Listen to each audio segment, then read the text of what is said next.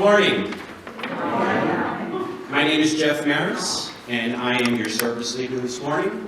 I'm joined by our pianist, Jenny Mombrea, Andrew Wills on audiovisual, and our guest speaker, Snodgrass. Welcome all members, friends, and visitors to U of East Aurora. We are a community in which all people are welcome, regardless of belief, ethnicity, race, gender, sexual orientation, or economic standing. Welcome to a safe space. And I did want to make a note about the music today. All of Jenny's selections are by Florence Price, who was born in Little Rock, Arkansas in 1887 and spent much of her adult career in Chicago, Illinois, where she died in 1953.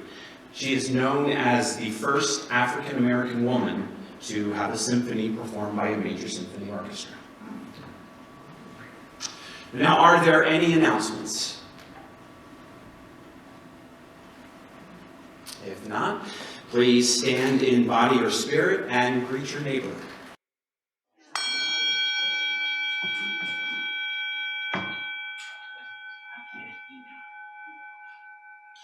We will now light the chalice, and you will find the chalice lighting printed in your order of service. We gather this hour as people of faith, with joys and sorrows, gifts and needs. We light this beacon of hope, sign of our quest for truth and meaning, in celebration of the life we share together.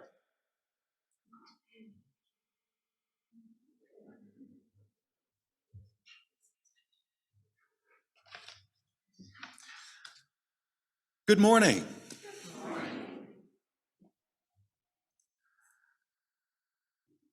So it was a slow Tuesday night at the bar. Matter of fact, the entire place was empty by 9:30. And the bartender was just about to close when suddenly a bull walks in. 900 pounds of muscle, long, big horns, comes right up to the bar, sits down, and says, "Bartender, I need a martini." Says, "Okay." Goes, does his thing, slides it across the bar. The bull slams its hoof down. "What do I owe you?" Bartender says, "That'll be $9. And the bull puts down its other hoof with a $10 bill. Bartender gives him his change. And as the bull is working on his getting the thing up, bartender tries to break the ice. He says, "So, we don't get many bulls in this bar." The bull said, "At $9 a drink, I'm not surprised."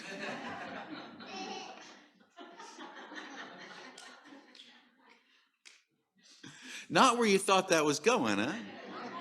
It's like, we don't tell a lot of bull jokes here, because everybody thinks they know how it's going to end. No, it's all right. It's all right. Welcome to this place which we make holy by our presence.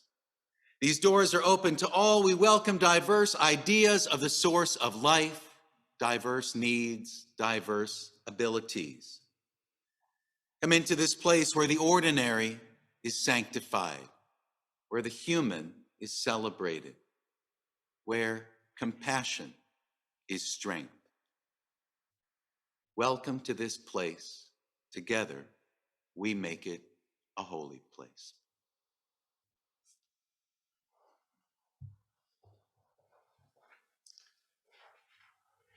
Please stand in body or spirit for the singing of our opening hymn, number 355, in Singing Living Tradition.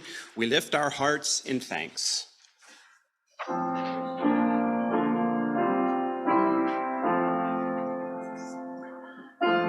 lift our hearts in thanks today for all the gifts of love, and first for peace that turns away the enmities of strife, and next the beauty of the earth, its flowers and lovely things, the spring's great miracle of birth, with sound of songs and wings.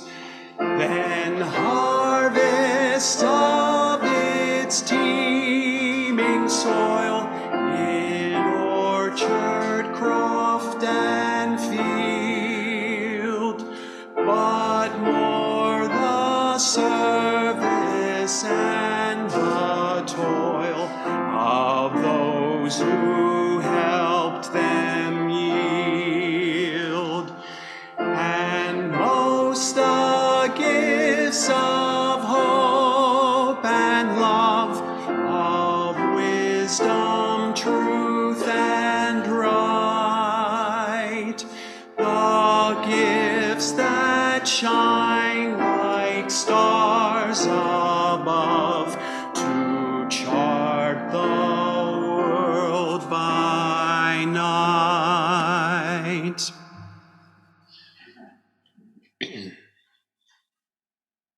The work of our church is supported by its members and friends. Should you like to make a contribution, there are offering plates in the back. You can also donate online at uuea.org.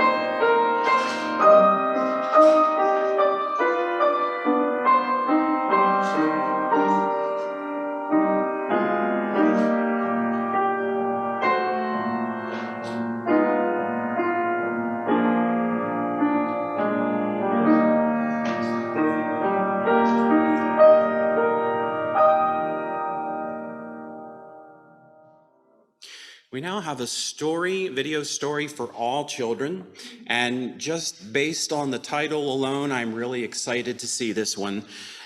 Click, Clack, Moo, Cows That Type.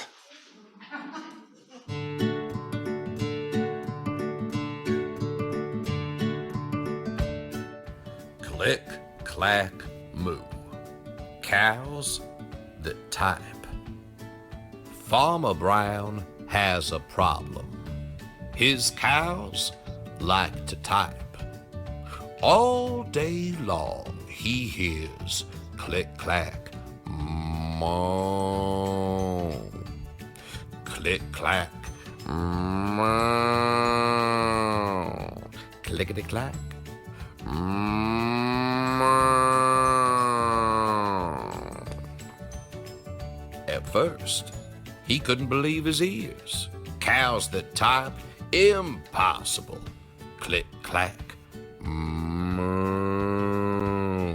Click, clack, moo. Clickety, clack, moo. Then he couldn't believe his eyes. Dear Farmer Brown, the barn is very cold at night. We'd like some electric blankets. Sincerely, the cows. It was bad enough the cows had found the old typewriter in the barn. Now they wanted electric blankets. No way, said Farmer Brown. No electric blankets. So the cows went on strike. They left a note on the barn door. Sorry, we're closed. No milk today. No milk today, cried Farmer Brown. In the background, he heard the cows busy at work. Click, clack, moo. Click-clack, clickety-clack,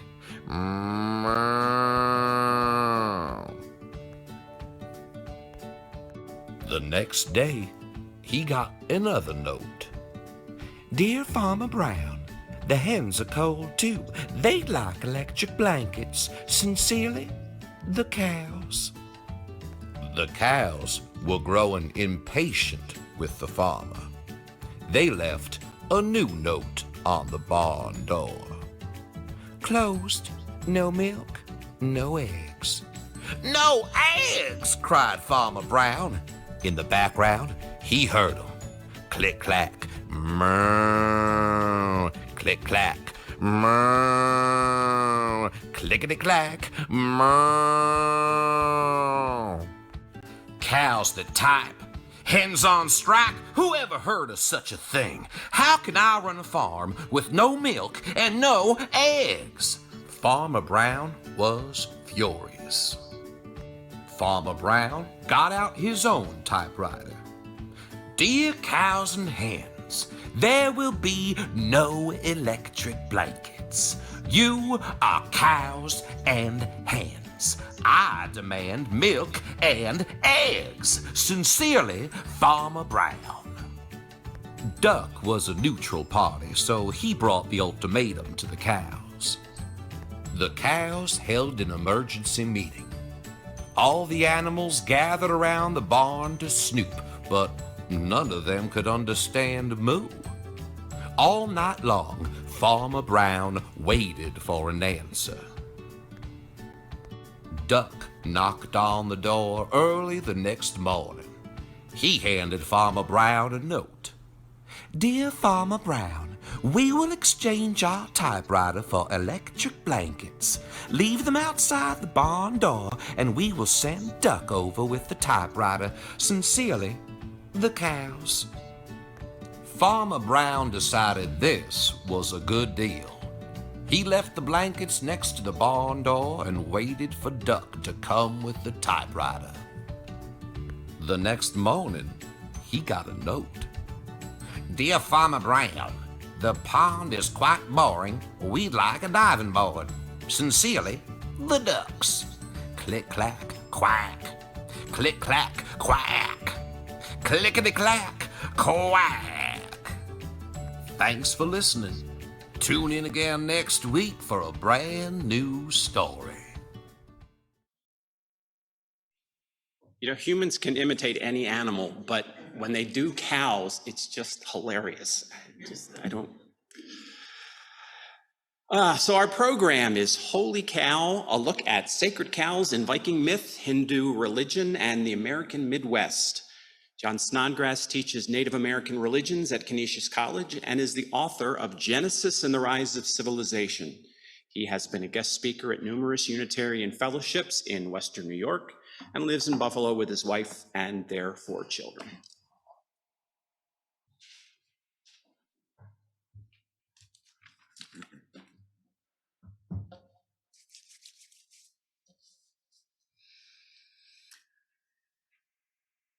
My 2 youngest sons, 9-year-old Malcolm and 6-year-old William, get up in the morning and they ask me for a bagel.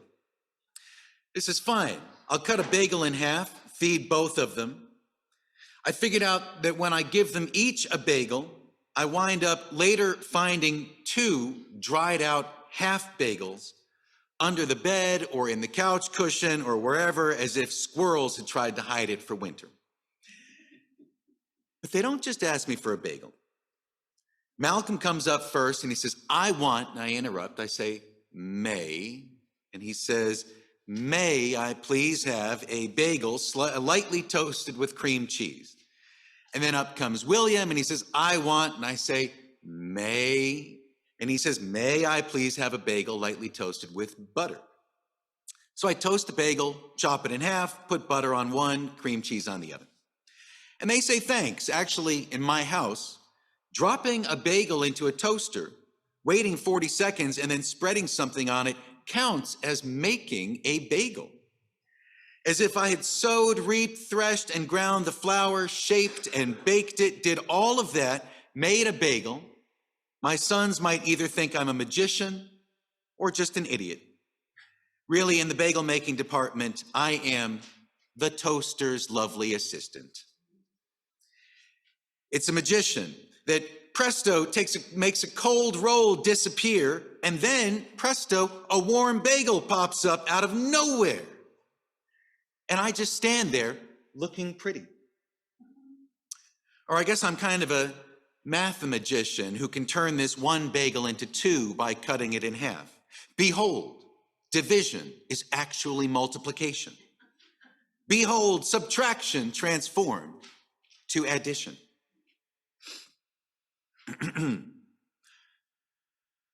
My sister is an Episcopal priest. Right now, she is also conducting a service, performing the miracle of transubstantiation, turning crackers into the body of Christ. I can't do that. But I can transform one bagel into two breakfasts. I can transform the body of crust, the bread of leaven, into a kind of communion, as long as the eaters are small. Anyway, Malcolm wants cream cheese, William wants butter. Malcolm won't touch a bagel with butter. To him, that's not a bagel at all. And William feels the same about cream cheese. Never mind that butter and cream cheese are both transformations of milk. Same bucket of milk. One magician turns half into cream cheese, another magician turns half into butter. But to Malcolm and William, butter and cream cheese have nothing in common. If Malcolm eats his half and wants more, I point to the stub William didn't finish and I say, first eat that, then we'll talk. He says, no, that's a William bagel. It's like some kind of treasonous traitor. It's gone over to the other side. It can never come back. It can never be a Malcolm bagel. What's up with these two? Same parents, same house, same crazy hairstyle. We still put them in the same bathtub.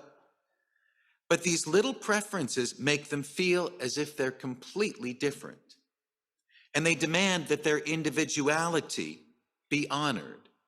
Each wants something that was intentionally and exclusively made only for him. But each side, which is funny to me, the guy who just cut the same bagel in half, but each side has been transformed, personalized, into a one-of-a-kind gift for a unique individual. Some of you might hear that and say, and that's what makes you a good parent. And if you're thinking that, it's because you can't read my mind.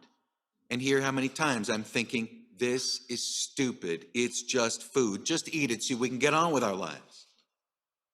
I feed my kids primarily because hungry children bother and annoy and interrupt me.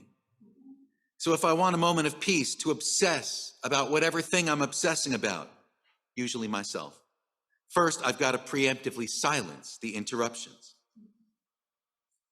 What these two have in common, the same guy who cared enough to toast something, the same mother who works around the clock so that we can have warm bagels in the house and cream cheese in the fridge. They're both fed by the amber waves of grain and the fruited plain, the heartland of this country.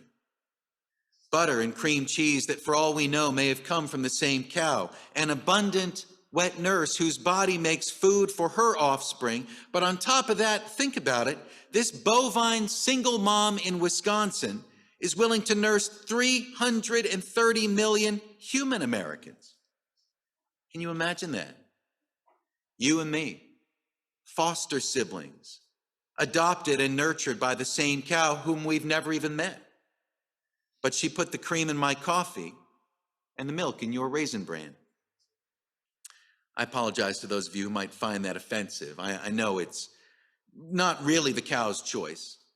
The dairy industrial complex is a disgusting dystopia.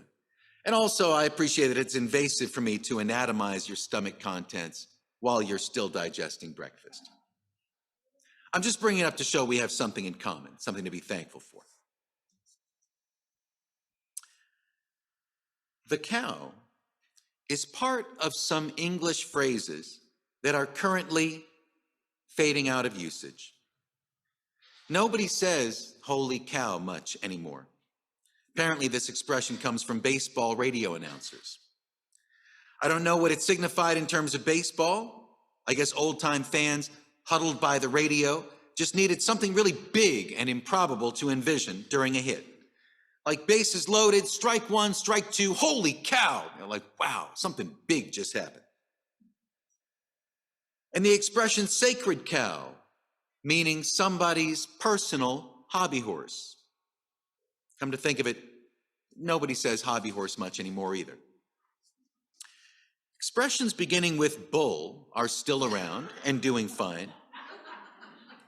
But holy cow and sacred cow are both facing extinction, which is interesting because the cow figures in some of humanity's earliest symbolism.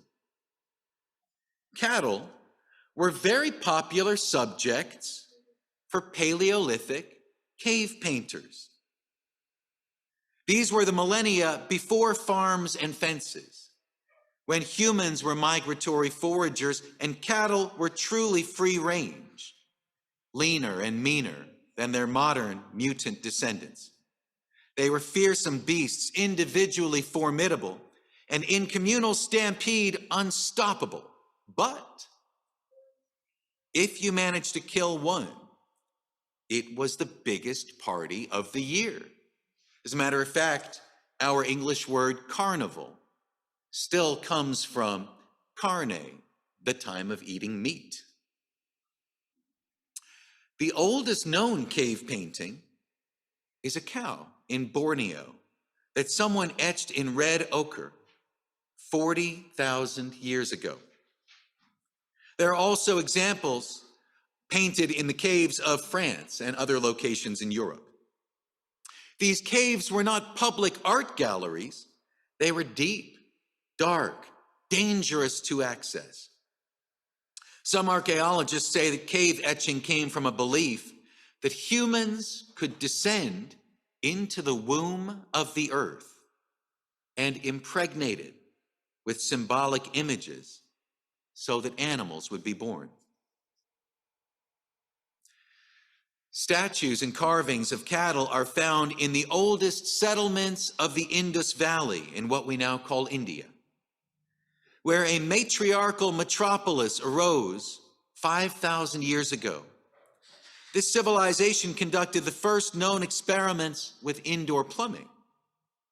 Now, the culture fell 3,000 years ago, maybe due to invasion from the north, but the cow continues to be venerated in India. The Sanatana Dharma, which we call Hinduism, forbids the slaughter or consumption of beef, and cattle cannot be owned. They are free to wander in India, producing milk and butter that play important roles in Hindu rituals. This is just a couple of examples. When we think about sacred cattle in ancient religions, one of the first stories to come to mind might be the famous golden calf fiasco in the biblical book of Exodus. When the liberated Hebrews have escaped from Egypt and Moses climbs the mountain to receive the law, the people gather and they demand a God statue that they can pray to for provisions as they cross the desert. Something that can provide both something to eat and something to drink. They take up a collection, melt down their gold to produce the likeness of a calf. Of course, the story ends in disaster. But regardless of crime and punishment, it's interesting to note that when the Hebrews wanted a shape to pray through, the image that came to mind was a sacred cow. There are many other examples of holy cows in religions throughout the Middle East, Europe, and Asia. As an old expression goes, we could keep listing these till the cows come home. There is also cattle's North American cousin, the bison, who plays a significant role in indigenous spiritualities of the Great Plains. Natives of the Midwest believe that the plains belong to the buffalo, who host the human population, providing food, clothing, shelter, and even bones for tools. And in exchange for this hospitality, humans can conduct religious rituals encouraging rainfall and grass growth to feed the bison populations in return. Most ancient traces of cattle veneration are mysterious etchings and carvings from ancient cultures whose stories have been lost to the shifting sands of time. Oddly enough, it's the Vikings who preserve one of the oldest known cow myths in print. Norsemen were surly pirate types. Even the word Vik was an old expression for to pillage. So Viking was an epithet for dangerous seafaring raiders. But the 13th century text known as the Prose Edda contains a story about the beginning of the earth.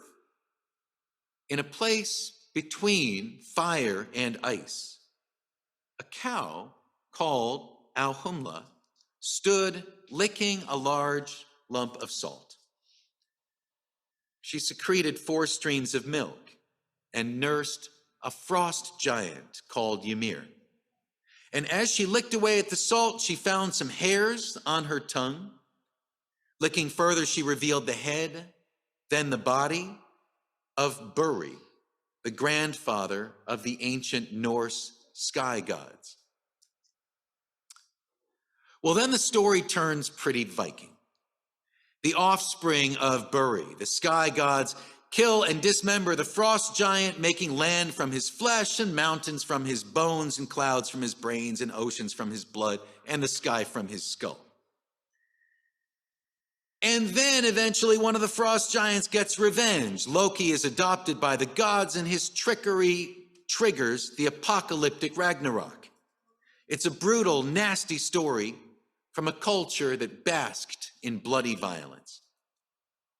The cow is quickly forgotten, which is too bad, because for one shining moment there, it was this cow that nurtured both of these ancient enemies, feeding the frost giant and freeing the sky god from a block of salt.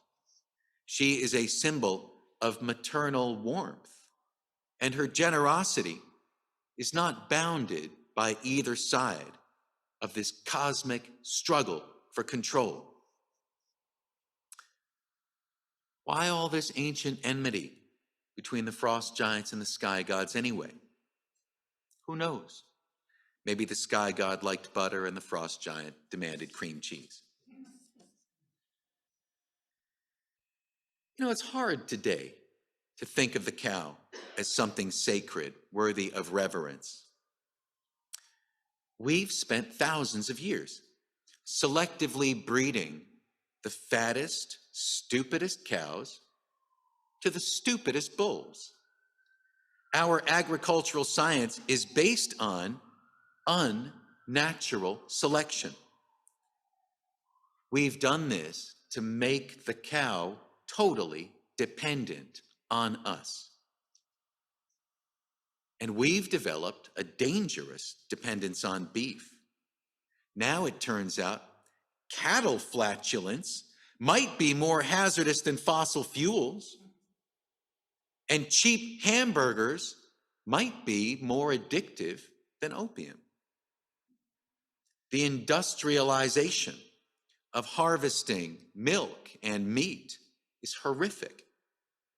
When we contemplate our modern relationship with cattle, there's a lot to feel bad about. But, spoiler alert, this message isn't going to end with crying over spilled milk.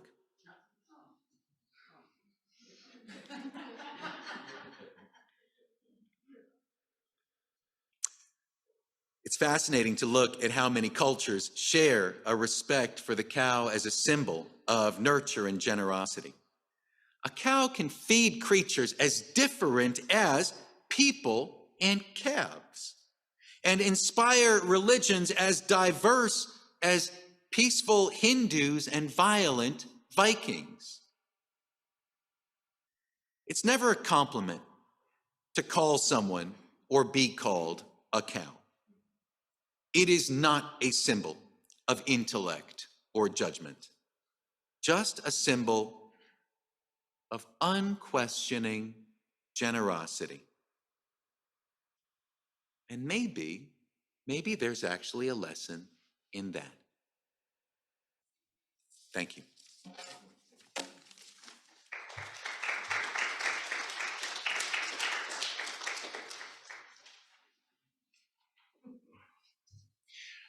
Our closing hymn is number 326 in Singing the Living Tradition, Let All the Beauty We Have Known.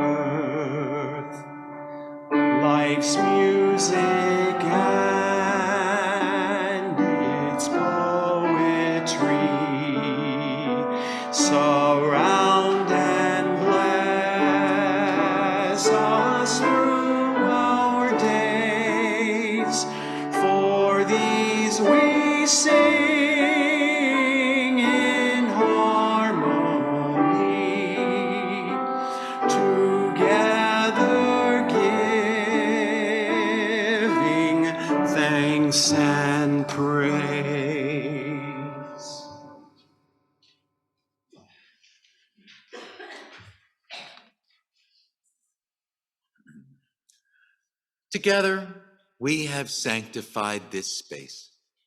If you have found strength and comfort here, share some out there. They need it. Remember that you are blessed and you are a blessing and you are not alone.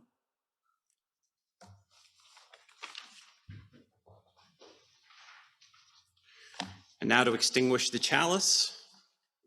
We extinguish this flame, but not the light of truth, the warmth of community, or the fire of commitment. These we carry in our hearts until we are together again.